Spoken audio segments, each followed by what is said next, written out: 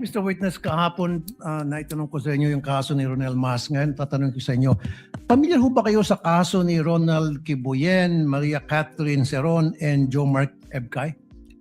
Narinig ko po sila. Ano po yung pagkakarinig mo sa kaso? Sila po ay inaresto ng PNP, CIDG. Yung isa po sa, I think it's an Osamis dahil meron siyang nagsabi na patayin si dating Pangulong Duterte at nag-offer ng 100 million na reward. Yung naman pong ubayan sa Boracay ata, na may offer din, I'm not mistaken, 150 million po yata na reward. So, itong tatlo po, sa pagkakalam niyo, ano mga trabaho nito? Yung isa po, construction worker, ay, hindi ko po maalala yung isang. Yung isa ay unemployed college graduate. Ayun. So, the reason why I asked that, kasi tulad ni Ronel Mas, isang teacher, at itong tatlo, mga ordinary mamayan, Opo. i-compare natin dun sa ginawa ni VP Sara at saka ni Mayor Baste sa ating Pangulo, pagbabanta almost the same yung nangyari. So, kamay na bakal ang pinairal. Kapag mga ordinaryong mahirap na mamayan, ang pinapairal ninyo dyan sa law enforcement.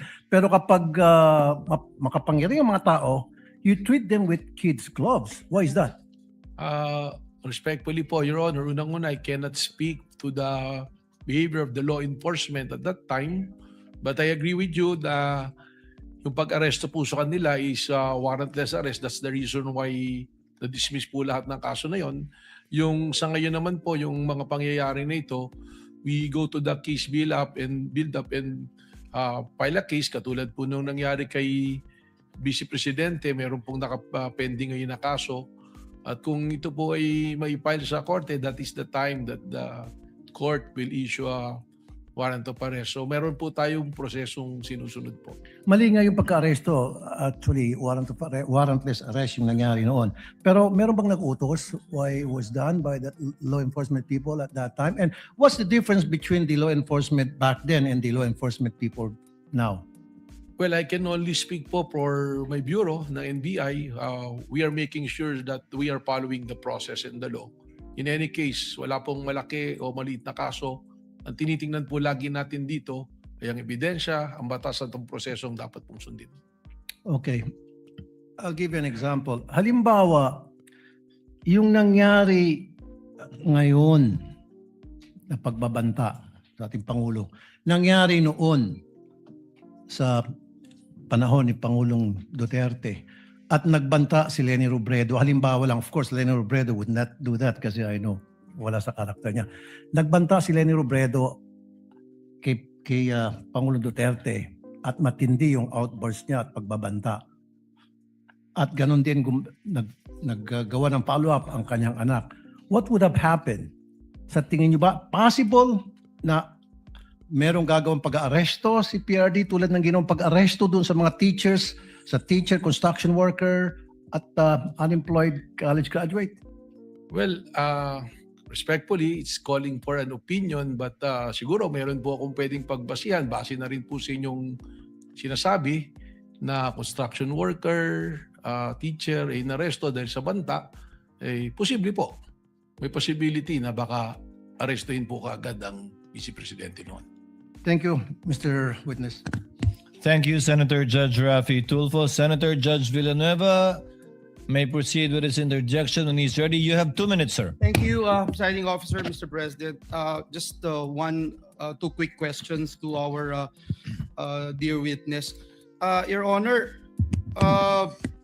malaking bahagi po, Director Matibag, nung sa talakayan dito sa korte at ng buong sambayanan, whether or not natukoy na ba yung sinasabing alleged tinutukoy ng pangalawang Pangulo doon po sa kanyang video. At binanggit niyo po na may inaasahan po kayong development sa loob ng 3 hanggang 6 na buwan. Maaari po ba niyong paliwanag, Director, sa pangkalahatan lamang po kung ano po yung layunin ng mga natitira pang bahagi sa investigasyon po ninyo? Just to clarify lang po, no? Kasi when you testified that the individual's identity will become clearer, does it mean, sir, that the Bureau is now focus on confirming or verifying the identity of a particular individual referred to by the respondent rather than determining whether such person exists in the first place. Kumbaga po, yung tanong lamang po dito, sinasagot po ay sino na yung kinontrata rather than hindi po yung meron nga bang kinontrata.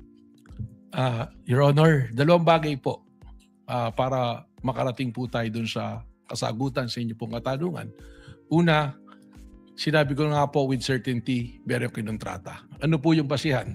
Mismong ang Vice Presidente na publicly, it is an extrajudicial admission na tinanggap na niya at sinabi na niya na meron akong kinausap na mag-assassin o mamamatay tao para patayin ang presidente at siya ay pumayag. So that is an admission na meron po. Pangalawa, bakit po natin tinutukoy, tinahanap? Dito na po pumapasok yung kailangan natin siyang makuha, hindi upang sabihin na kami talaga ay nag-usap ni Vice Presidente. Kasi yun naman pong sinasabi ko nga, yung pag-uusap na may papatay at hindi naman nagawa, wala naman po tayong pinag-uusapan na krimen doon. Pero ano po ba ang tinutugunan namin sa paghahanap namin sa tao na yon, sa individual na yon? Yun na po yung sinasabi namin that we have to address the issue of national security, the safety of the President, which is a primary mandate of the National Bureau of Investigation. So pagkat ang banta po sa Pangulo, kapag ito ay seryoso tulad po nitong banta na ito, ito rin po ay magdadaos ng ligalig, kaguluhan, at disrespect po sa ating law and order. And that is the very purpose of the existence of the National Bureau of Investigation. Yung binanggit niyo na may mga persons of interest. So yun nga po, no? Tinutumbok na po nito na nandun na po kayo dun sa sino ang kinontrata rather than meron nga bang kinontrata. Tama po, Your Honor. Thank you, Director Matibag. Nabanggit niyo po kahapon din yung parte ng network ng respondent na tinatawag na Davao Death Squad. Batay po ito dun sa ebidensyang nakalap po ninyo, sabi niyo sa NBI, at meron po kayong nakikitang impormasyon na nagsasabi gusto kong malaman kung meron po kayong nakikitang impormasyon na nagsasabi na aktibo pa rin po ba ito noong 2024 kaya naging part ito ng inyong assessment sa kapasidad ng respondent? Sa amin po investigasyon lumalabas na meron pa pong mga existing. At katunayan, without naming names, ganito po, ilagay na natin sa konteksto na nagsimula po kami sa maraming pangalan and we narrowed it down. Siguro ito na inaantay ng marami rin na finally ma-identify natin. We are narrowing it down already to less than 20 individuals at may mga pangalan na po kami nito. Sa katunayan po, yung iba po rito, kausap na po namin yung kanilang mga pamilya o kakilala. So, ganun po yung proseso. That's why sinabi ko, baka in 3 to 6 months, we can finally identify kung sino yung personalidad na yun po. Let me wind up, Mr. Presiding Officer. In relation again to the Davao Death Squad that we were talking about, aktibo pa po ba sila noong 204? Aktibo pa rin po ba sila sa kasalukuyan sa inyong nagpapatuloy na investigasyon? Tinatanong po natin ito, Ginoong Pangulo, para malaman natin kung yung ginamit po ng National Bureau of Investigation ay base lamang dun sa historical background na binabanggit po kahapon o meron po na nakalap na mga bagong impormasyon ang NBI na hiwalay na impormasyon tungkol po dito. Well, again, kanina po tinanong po ng kagalang-galang Senator Erwin Tulfo, we are not limiting it to the Davao Death Squad. Sabi ko nga po, meron pong mga aktibo pa sa serbisyo na men in uniforms at kasama rin po dito ang Vice President Sara Security Group po. So even those who are actively involved right now in men in uniform, is that what you're saying? That is something that I can say because general naman, it will Kindly not go wind to the up. identity. That will be Ganun all, Mr. Presiding Officer. Thank you, Director Salamat Matibag. po. Salamat. Thank you, Senator Judge Villanueva. Senator Judge Aquino is recognized. You may proceed, sir, when you're ready. You have 2 minutes. Maraming salamat, Mr. Presiding Officer. Isang tanong lang po kay Director Matibag.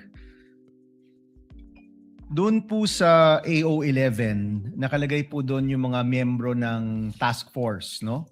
At yung isang miyembro po doon ay mula sa Transnational Crime Division.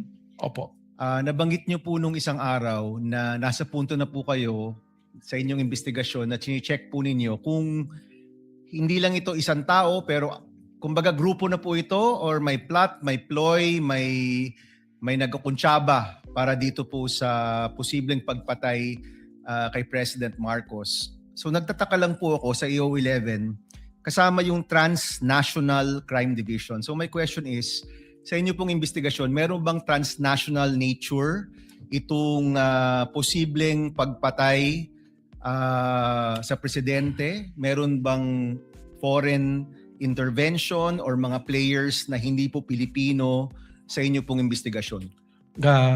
Yan po ay isang sa purpose talaga kung bakit namin isinama para alamin kung sino po. Alam naman po natin, para patayin ng isang presidente, hindi po isa o dalawang tao lang nag-uusap dito. You need yung kakayahan mo, yung capacity doon po pumapasok. Kailangan ng pera, kailangan ng network, kailangan ng tao.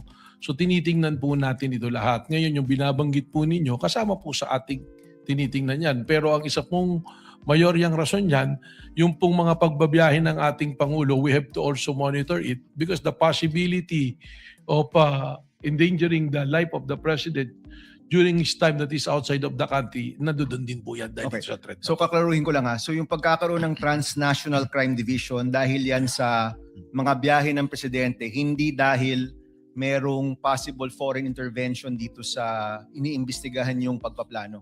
That is also an angle being considered but that's not the main reason po. Alright, salamat. Salamat po. Thank you, Senator Judge Aquino. Senator Judge Padilla is recognized.